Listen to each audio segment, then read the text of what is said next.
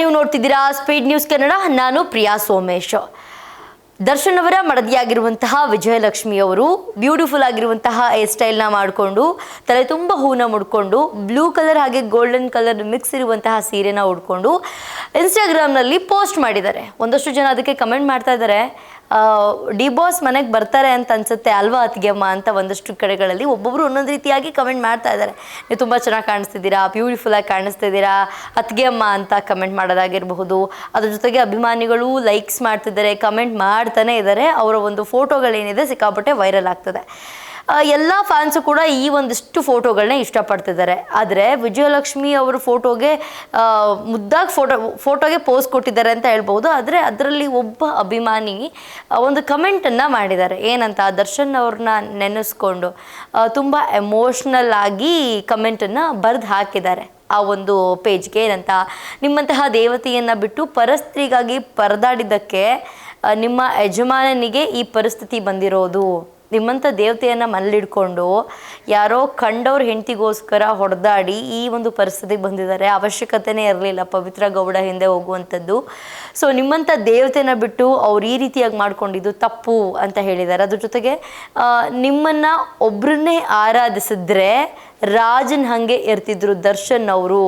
ಅಂದರೆ ಪವಿತ್ರ ಗೌಡ, ಈ ಕಡೆ ವಿಜಯಲಕ್ಷ್ಮಿ, ಈ ಥರ ಎಲ್ಲ ವಿಚಾರಗಳು ಬಂದಾಗ ನೀವು ನಿಮ್ಮನ್ನೊಬ್ಬರನ್ನೇ ಆರಾಧಿಸಿದ್ರೆ, ವಿಜಯಲಕ್ಷ್ಮಿ ಅವರೊಬ್ಬರನ್ನೇ ದರ್ಶನ್ ಅವರು ಆರಾಧಿಸಿದ್ರೆ ಇವತ್ತು ದರ್ಶನ್ ಅವರು ರಾಜನಂಗೆ ಇರ್ತಾ ಇದ್ರು ಅಂತ ಹೇಳಿಬಿಟ್ಟು ಕೈ ಮುಗಿಯುವಂತಹ ಒಂದು ಎಮೋಜಿಯನ್ನು ಹಾಕಿ ಕಮೆಂಟನ್ನು ಬಿಟ್ಬಿಟ್ಟಿದ್ದಾರೆ. ವಿಜಯಲಕ್ಷ್ಮಿ ಅವರು ಯಾವುದೇ ಒಂದು ಕಮೆಂಟ್ಗಳಿಗೆ ರಿಪ್ಲೈನ ಕೊಡಲ್ಲ, ಲೈಕು ಮಾಡಲ್ಲ, ಯಾವುದೇ ಕಮೆಂಟ್ಗಳಿಗೆ ಅವರು ಸ್ಪಂದಿಸಲ್ಲ. ಅದಕ್ಕೆ ಇನ್ನೊಂದಷ್ಟು ಜನ ವಿಜಯಲಕ್ಷ್ಮಿ ಅವರು ಯಾವುದೋ ಒಂದು ಸಮಾರಂಭಕ್ಕೆ ರೆಡಿ ಆಗದಂತೆ ಕಾಣ್ತಿದ್ದಾರೆ ಅಂತೇಳ್ಬಿಟ್ಟು ಅದಕ್ಕೆ ಇಷ್ಟು ಗ್ರ್ಯಾಂಡಾಗಿ ಸ್ಟೈಲಿಶ್ ಆಗಿ ರೆಡಿ ಆಗಿದ್ದಾರೆ, ಕ್ವೀನ್ ಥರ ಕಾಣಿಸ್ತಾ ಇದ್ದಾರೆ ಅಂತೇಳ್ಬಿಟ್ಟು ಮಾತಾಡ್ತಿದ್ದಾರೆ. ಇನ್ನೊಂದು ಕಡೆ ಬಾಸ್ ಬರ್ತಾ ಇರಬೇಕು ಹೊರಗಡೆ, ಅವ್ರಿಗೆ ಸರ್ಪ್ರೈಸ್ ಕೊಡೋದಕ್ಕೆ ಈ ರೀತಿಯಾಗಿ ರೆಡಿ ಆಗಿದ್ದಾರಾ ಅಂತ ಒಂದು ಕಡೆ. ಇನ್ನೊಂದು ಕಡೆ ನಿಮ್ಮನ್ನೇ ಪ್ರೀತಿಸಿದ್ದಿದ್ರೆ ದರ್ಶನ್ ಅವರಿಗೆ ಈ ಒಂದು ಗತಿ ಬರ್ತಾ ಇರಲಿಲ್ಲ. ರೇಣುಕಾ ಸ್ವಾಮಿನ ಕೊಲೆ ಮಾಡಿ ಬೇರೆ ಯಾರಿಗೋಸ್ಕರನೋ ಕೊಲೆ ಮಾಡಿ ಇವತ್ತು ನೀವು ಸಿಕ್ಕಾಕೊಂಡು ಜೈಲಲ್ಲಿ ಇರಬೇಕಾದಂತಹ ಪರಿಸ್ಥಿತಿ ಇರ್ತಾ ಇರಲಿಲ್ಲ.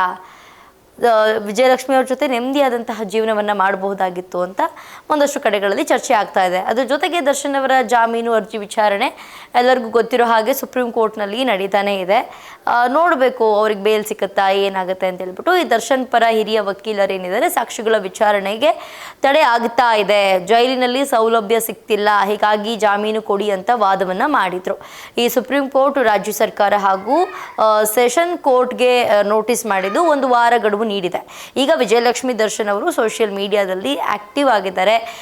ಅವಾಗವಾಗ ಚಂದದ ಫೋಟೋಸ್ನ ಹಾಗೆ ವಿಡಿಯೋಗಳನ್ನ ಶೇರ್ ಮಾಡ್ಕೊಳ್ತಾ ಇರ್ತಾರೆ. ಒಂದಷ್ಟು ಮಗನ ಜೊತೆ ಶೇರ್ ಮಾಡ್ಕೊಂಡ್ರೆ ಇನ್ನೊಂದಷ್ಟು ಸಿಂಗಲ್ ಆಗಿರುವಂತಹ ಫೋಟೋಗಳನ್ನ ಶೇರ್ ಮಾಡ್ಕೊಳ್ತಿರ್ತಾರೆ. ಬಟ್ ಅವ್ರ ಎಲ್ಲ ಫೋಟೋಸು ಕೂಡ ತುಂಬ ಬ್ಯೂಟಿಫುಲ್ ಆಗಿರುತ್ತೆ.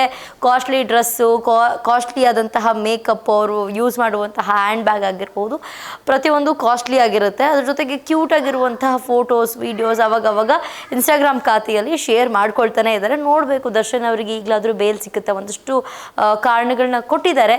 ಏನಾಗುತ್ತೆ, ಬೇಲ್ ಸಿಗುತ್ತಾ ಇಲ್ವಾ ಅಂತ ಹೇಳ್ಬಿಟ್ಟು ಕಾದು ನೋಡಬೇಕು.